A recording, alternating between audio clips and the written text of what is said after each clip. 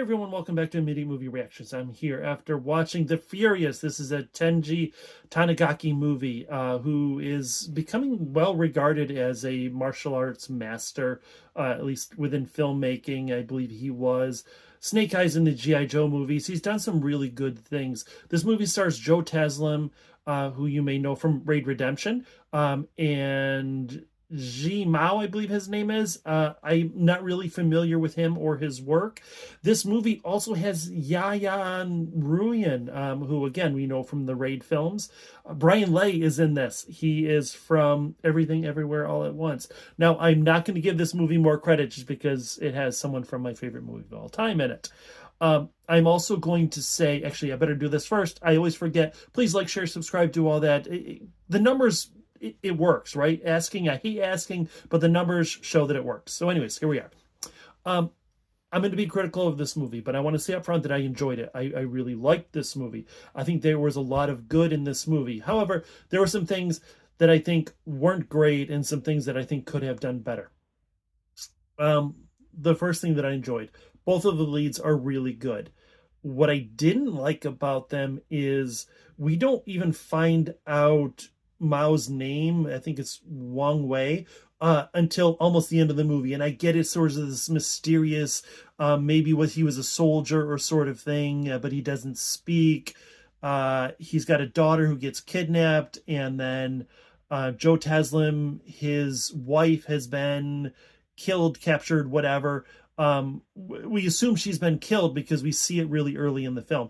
Within the first 5 minutes of this movie, we've got kids being kidnapped, and we've got an action scene that sets the tone for the entire movie, which is sort of brutal.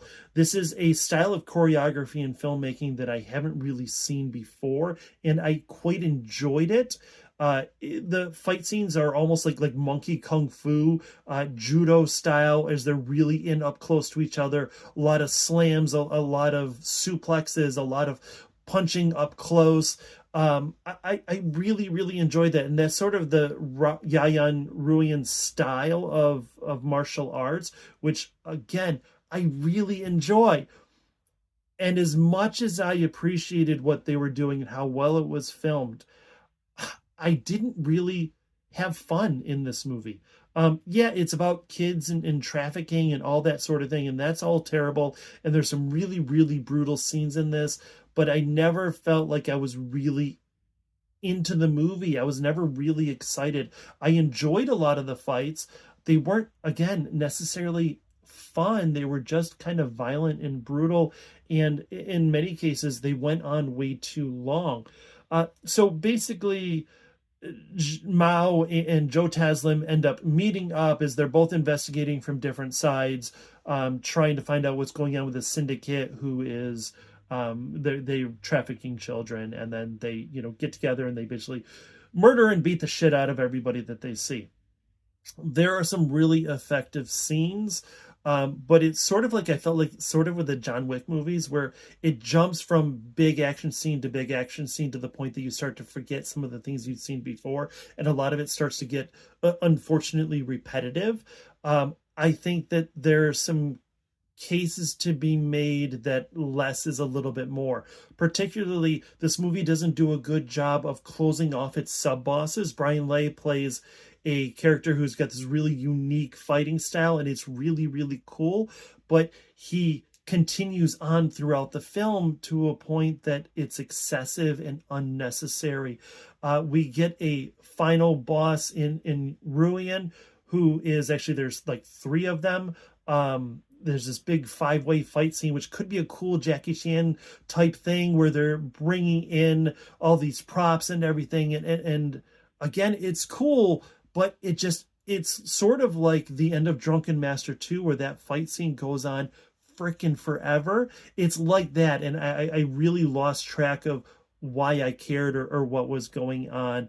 Like I said, they don't close off the bosses. They don't really set up why they're there or why they can compete. So if you have seen the movie, Tony Jaa movie with Tom Yong-gun, and there's a character in there, the big boss is Johnny, and he ends up, you respect his athleticism, but like this movie, you question how and why they have the ability to keep up with our main character as they're going through the journey and clearly fighting through the henchmen.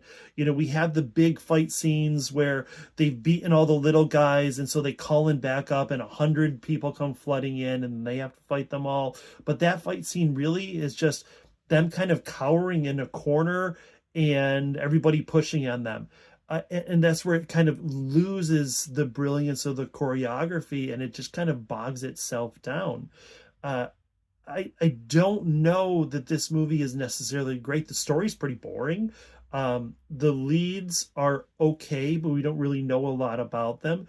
The kids get rescued. That's great. There's this weird scene. It's sort of like Hard Boiled, you know, where they're bringing the babies out of the hospital. It's sort of like that, where they're getting the kids out of this, it's called the snake pit, because they kind of jump location to location without really explaining how or why we're getting to all these different places. I'm really fighting my cat. I'm kind of kung fu my cat right now because he's trying to get up on my lap.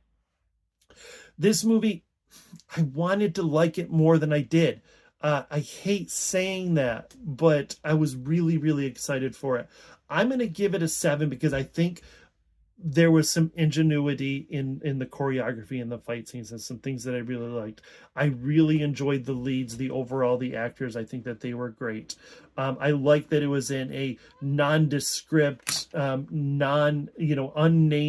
Southeast Asian location, even though it seemed to be pretty clearly Vietnam, but who knows? Well, someone knows, obviously, right? Uh, but I'm going to give it a 7, and that is a stretch for a 7. I think realistically, this movie's probably there at a 6. If you like these style of films, if you like The Raid and Redemption, and you like Headshot and, Boy Kills World even. Anyway, that's where we are. It's a 7, and again, it's a stretch of a 7. I appreciate you all. Please like, share, subscribe. I will see you off into the next movie.